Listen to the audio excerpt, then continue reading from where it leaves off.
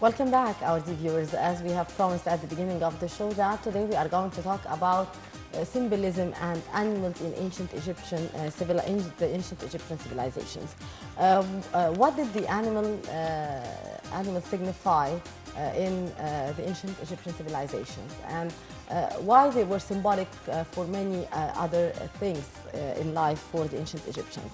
That would be our topic for discussion for today with our dear guest in the studio, Mr. Yasser Kamel. He is an Egyptologist and a writer. Good morning, Yasser. Good morning. Good morning, Yasser. Now, if we're talking about the ancient Egyptian civilization, they did not use animals and birds as just symbolism, but also as sacred figures, because I believe the cat was sacred, the cow was sacred as well, and the birds were used in the, other animals were used, like the snake, for example, were used in the hieroglyphic language. That's absolutely Tell us right. The way the thing started, that the rich environment of ancient Egypt, which had a lot of flora and fauna, once the Egyptians were still hunting and gathering people, when still they were nomads or semi-nomads, birds like the falcons, for example, represented the hunting for them. So, and the hunt was a great skill. So among the birds which could hunt were, for example, the barn owl, the owl, which had been used a lot in the hieroglyphics, and the falcon, which they named later Horus, had been named later Horus. So it seems like in that area of time, once the hunting and gathering were the main thing and main craft, a bird like the falcon could catch a prey exceeds weight 3 times, could represent for them a great challenge, great choice to become a god. So in the future, the Egyptians developed that bird to become one of their gods, which they named Horus, and referred to him the protection, the war skill, the fighting skill, and built him temples everywhere. Animals like I said, the barn owl, for example, the owl, which inhabited their granaries.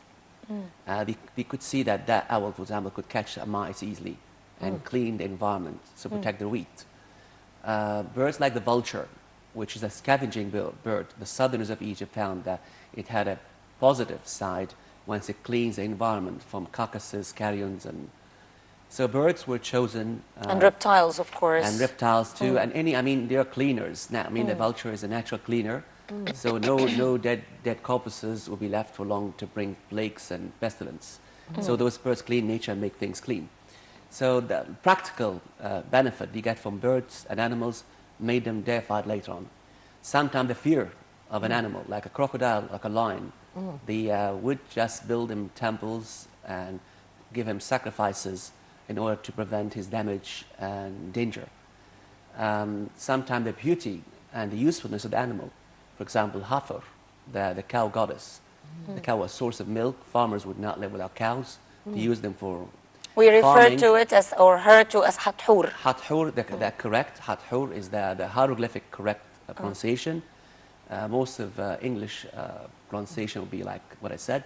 Hathor actually was the goddess that represented the fertility, the love, the welfare, prosperity, motherhood, maternity, drunkenness. Why they were picking the animals, the ancient Egyptians, they were picking certain animals to be gods for them? The one were playing the most significant role in their life. But why gods? Because they found some that have superior features. Like, for example, the ability to fly. A bird could fly, and humans could not fly. An animal could live longer due to shedding its skin or molting, like snakes. Snake can shed skin. Reptiles can live longer than humans, 200, 300, like turtles would do, and turtles too. So animals could have features that man never had or could not have. For example, insects like the scarab. A scarab, it pupates, transforms from egg to larva, then a pupa, and seems to die.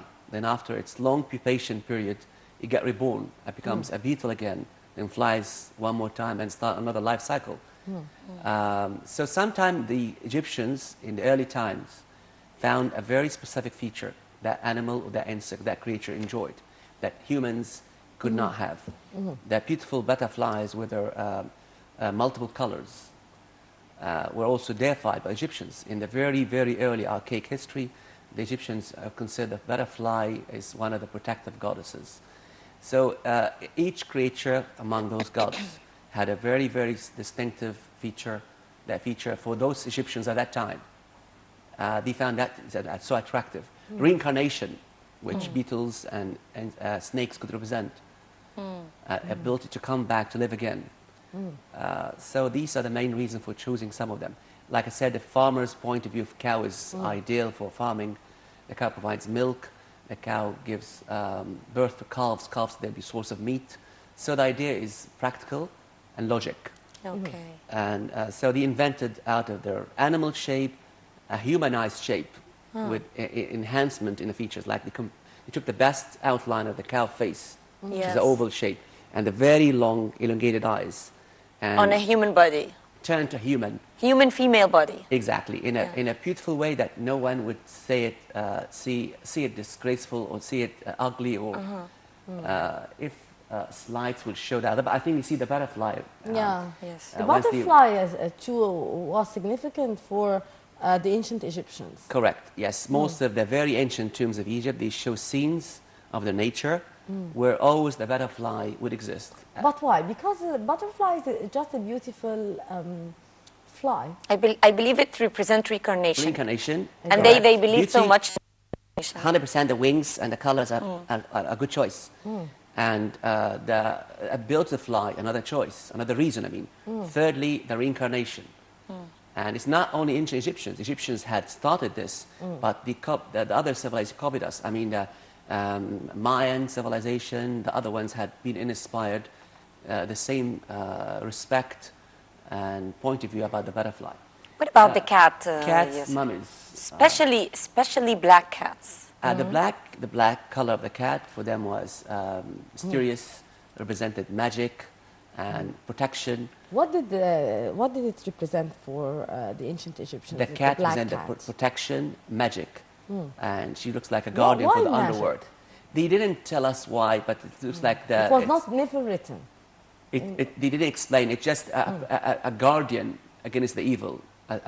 One would watch and we would find it in so many temples. Exactly. Middle Egypt is full of mummies. We found many mummies of cats in the Valley of the Kings. And also the Nile Delta of Egypt, full of the cat have been named several names. Well, the most common is the Bastet, the goddess of magic. And she took a form of a woman with the head of a cat or a full cat. All museums, the world, keep from Egypt the ancient mummies of cats. Like the one I brought a few minutes ago. The Egyptian Museum also full of these things. Secondly, one of my slides has a butchery of a cow. So they had to breed cattle, and the cattle was for investments. They would just breed them and provide their meat to poor people and feast in certain days using that meat. And rich people could only afford to own a cattle. Ordinary Egyptian would just live on duck meat, birds.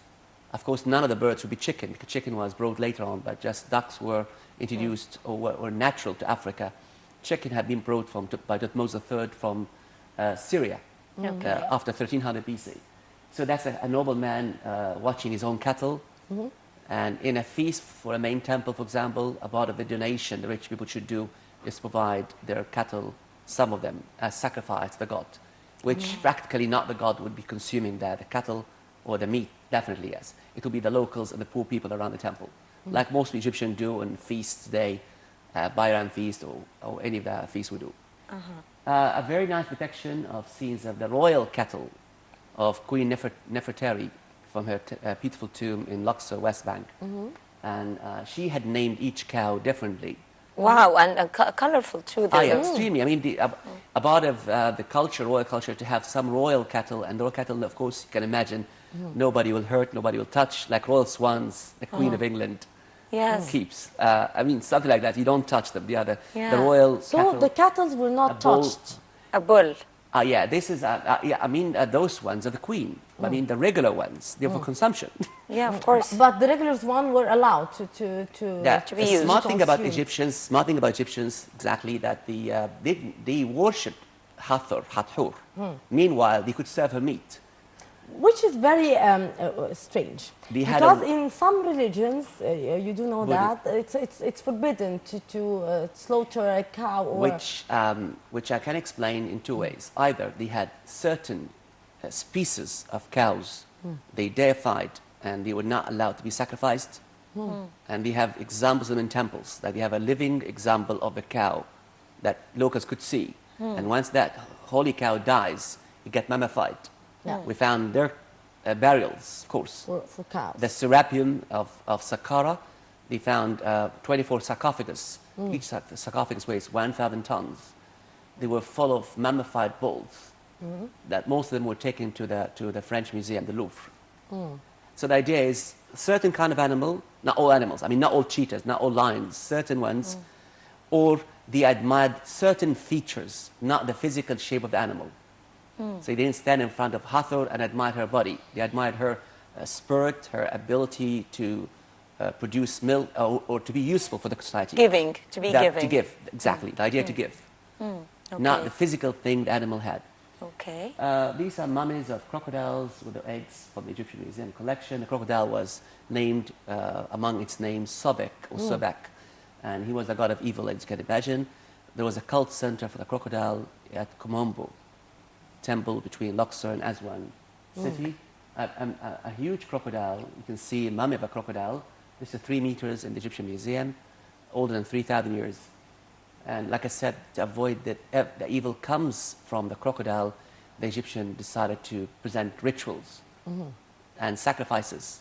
Sacrifice could be food, of course, not really... To the dead animal? No. In its life. I mean, those animals were certain animals they used to breed in temples and around temples. Yes. And one by one, and they have their normal life to live. Then once they die, they turn into mummies. They mummify them. But what was the point of mummifying the animals? Because they thought animals have also rights to get reborn. I mean, the dead person would not live alone. You need your cat, you need a dog, you need your scarab, you need a butterfly. I mean, you need a nature. Okay. So there's no fun to That's very significant, by the way. Of course, yeah. He can't. I mean, the Pharaoh would not assume he should be only alone if Second Life. If Second Life for them was a stable creed, and practically life without birds, without trees, without others would not be life. Okay. So they had to have everybody. The embalming was maybe aiming at that thing. Okay. This is a skeleton of one of the dogs. These slides of dogs. This is a dog or? Yeah. Then the dogs were, and cats domesticated by the Egyptians, and some of these breeds are still found on earth, like the Pharaoh dog, the Saluki dog, the greyhound. Dogs also were introduced to the world from us, like the Basenji dog. Basenji dog is a dog with twisted, like coiled tail, and does not bark, so it's mute. Really? Does not bark. Yeah, it doesn't cause sound. So Egyptians used to use them for hunt. They can chase animals without causing a noise. Okay. So Egyptians had this is a mummified dog from the Egyptian Museum collection, animals mummy room. Okay. But why did they mummify the dogs as well? Also for the incarnation? The dogs seem to play the normal role, which is protection, watching things for you. Like, so even in their burial, they needed the dog for protection. I mean, the cause for the to afterlife. Have Anubis. Anubis is the name of the jackal god. Today, Egyptologists are not able to deify. And this is a Dalmatian dog. This is the dog for hunt. A nobleman and his. They had Dalmatians back in the ancient Egyptian civilization. They had it. Yes. Oh wow! See that? So that the Egyptians were the first to use them for hunt. So this nobleman, he loved them very much. So he had to bury him in his tomb. This is a scene on his tomb, his coffin of the man himself, the nobleman, and this is his own dog. And dogs were named. See, like today. Like today. Like you name your dog. So like I said, they love them very much. What about insects? Only dogs? We found mummified dogs. Or even the cats as well? As well as cats and dogs. They were named too. Oh, yes. The cat, of course, the cat as a goddess had much more power than dogs. Dogs are always innocent, you know. Yeah. They don't get the right through. I mean, cats are cunning. So cat and Eve was smarter, were able to become a god. A goddess, I'm sorry. Egyptians happened to lose a battle, a war, because of cat. Pelusium War is 515 BC. Persians attacking us under leadership of Cambyses II against the Egyptian king Prismatic III. And they were advised that if they come to attack us while carrying their cats, none of us will shoot them. So we lost the war. Really? 100%. So the battle, the war of the cat, we lost because of our fear as soldiers at the time to shoot accidentally the cat instead of the attackers. So the Persian attackers managed to invade us. After that, Memphis had been besieged and Egypt lost freedom and ruled completely by the Persians. Okay. Until later on, we got rid of them with the help of Alexander the Great. Okay. What about insects, Yasser? Because there is this very famous beetle. The scarab beetle. Scarab Yes. beetle. Scarab beetle. In my slides, it may be a scarab sarcophagus, scarab coffin. So it was very famous for the ancient Egyptians. It was very famous. The Egyptian tale or myth tells that the scarab is a dung beetle, a beetle that lays its eggs in a dung, then rolls it. Anyway, they assume that what it does to move the sun, or the scarab should roll the sun disk at east to reach the noontime and get to the middle of the sky. Then he rolls it all the way to west until it makes it sunset. Get reborn again to do the same job. Okay. So that's exactly a superstition of a scarab, and scarabs are found in different colors in nature. Some of them are metallic gold, which could represent the sun. Logically, Egyptian believe they are divine, and others would be dark, which normal, black, which you see often, and maybe that's a sunset image of it. And made of stones as well, blue. Of course, they made out of gemstones like turquoise, lapis lazuli, coral, cornelian. They always to keep them with the mummy, because they thought if the mummy heart may disintegrate, or maybe the mummy, the mummification was not absolutely perfect, the embalmer would provide a scarab instead of the heart. In other words, the heart could not stay well while the mummification process and decomposed. They would replace the heart with a scarab. Because this is the idea of reborning. Rebirth, correct. The rebirth is the idea, the reincarnation, as you mentioned. Yes, okay.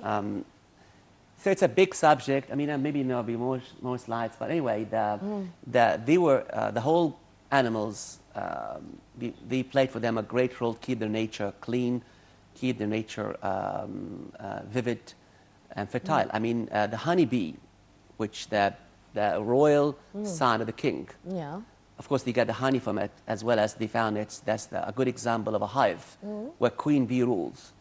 And also they understood that pollination of flowers and plantation would be done by such insect. Indeed. And today the world is aware of this too. Humans' life is connected with how much we can look after bees and not allow to die. Because if they don't exist, no certain breeds of animals as well. Exactly. No tree will last, and nothing will. Egyptian had it since the beginning to be among their gods. Okay. Yasser Kamel, we always enjoy big time. We always enjoy what you tell us about the ancient Egyptian civilization, and it seems that it keeps revealing its secrets all the time. Thank you very much for being with us in this edition of The Breakfast Show, and looking forward to hearing from you on another subject regarding the ancient Egyptian civilization. Thank you very much, Yasser, and have a lovely morning. Thank you. You too. Thanks a lot. Ladies and gentlemen, stay with us. We'll be right back to discuss the Egyptian-Lebanese relations as Lebanese President Michel Aoun is expected to hold a press conference and hold a meeting with President Abdel Fattah el-Sisi very shortly today. So we'll be discussing this, but right after the break.